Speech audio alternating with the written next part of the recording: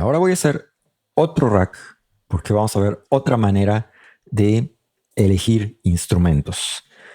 Digamos que tengo varios instrumentos, por ejemplo, un operator y un electric.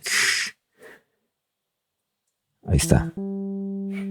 Estoy oyendo la combinación de ambos, pero ahora lo que quiero es que una parte de mi teclado, digamos de la octava 3 en adelante, se oiga el operator y las octavas de abajo, la 2, la 1, la 0, etcétera, tengan el sonido de otro instrumento.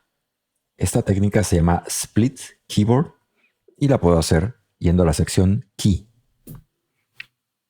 En la sección Key tengo rangos para cada uno de estos instrumentos y es muy sencillo.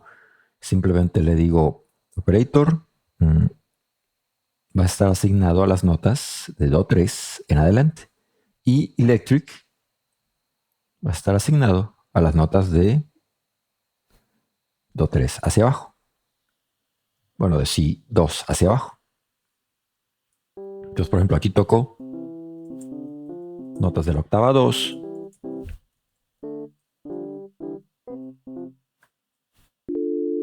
y ahora notas de la octava 3 y cambia el instrumento.